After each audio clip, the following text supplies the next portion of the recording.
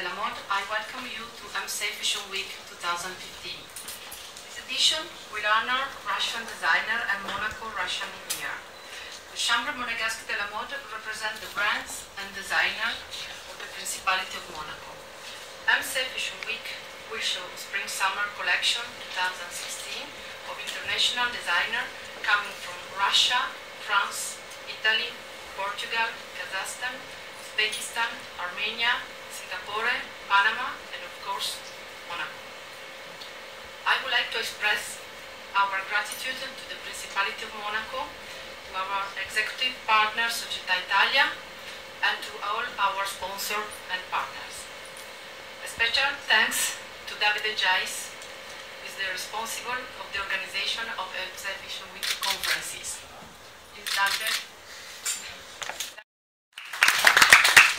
Good afternoon, everybody. Thanks for being here.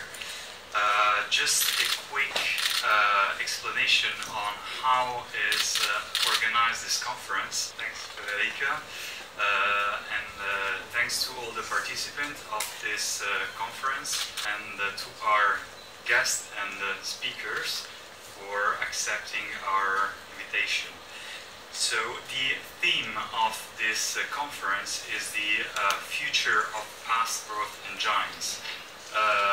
We will see what happened in the past years, especially in Russia and the Asian markets, and we will see what's the future for those markets and others.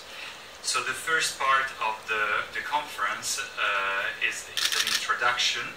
We have the pleasure to have Monsieur Jean Castellini, Minister of Finance and Economy of the Principality of Monaco. Thanks for being here.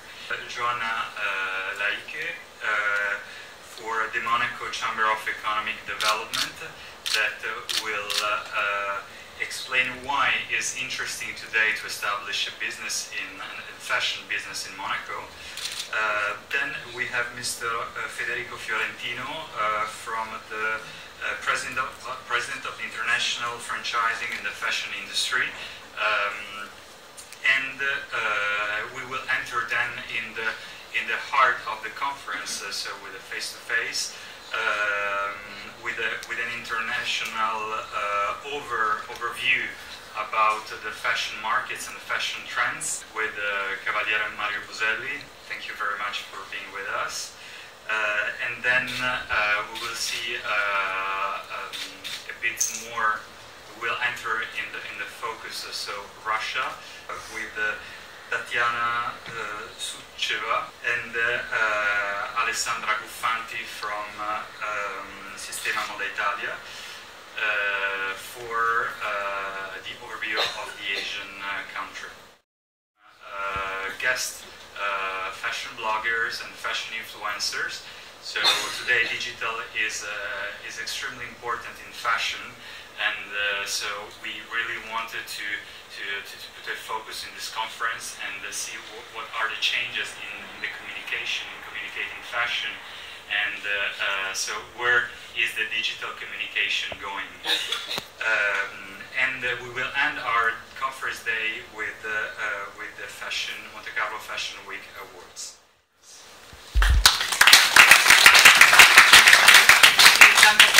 Minister of Finance. And not be stuck behind the podium. Well, a warm welcome to you all, and a special welcome to our friends from Russia in the context of this year of Russia in Monaco.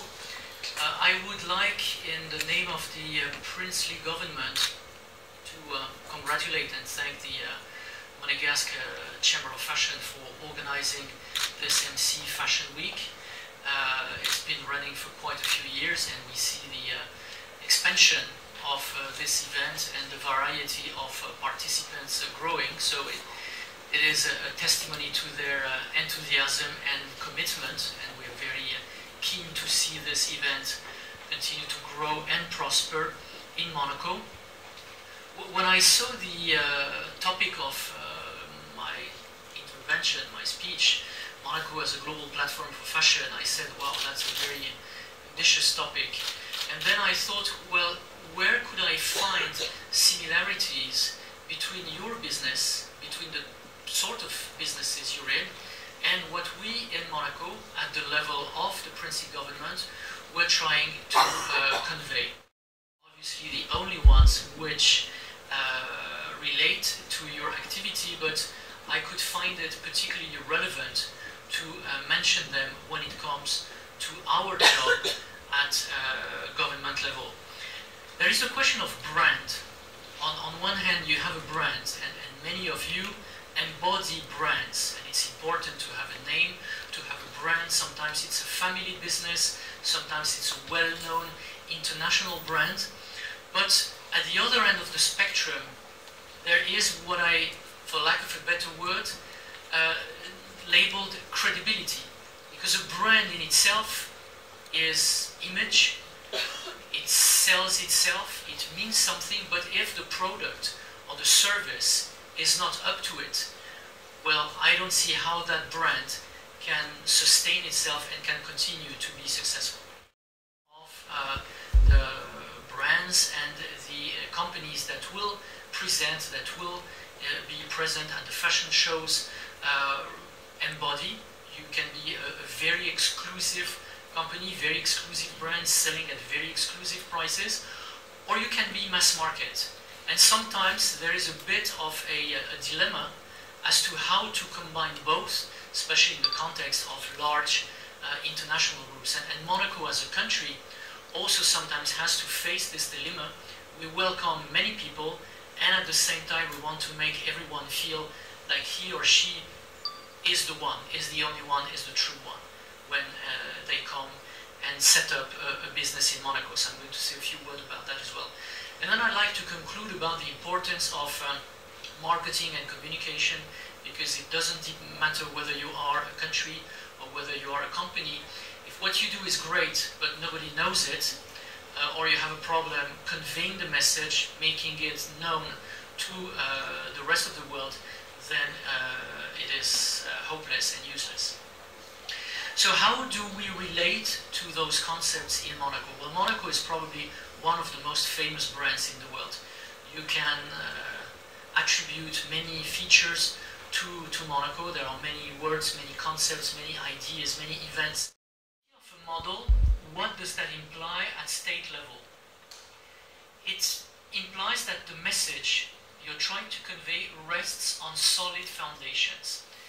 And although it may be a bit of a boring topic to address in my capacity as Minister of Finance and Economy, I feel it's my duty to let you know that Monaco can rest on a very enviable financial situation worldwide, which in turn continues to help us to attract investors and entrepreneurs from all around the world.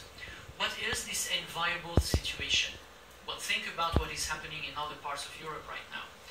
The enviable situation we're in is we have no debt, no public debt, so we don't have to fund the debt or to reimburse the interest of the debt, and we have no structural budget deficit. That is to say, and both are linked, we don't have to borrow money in order to finance the activity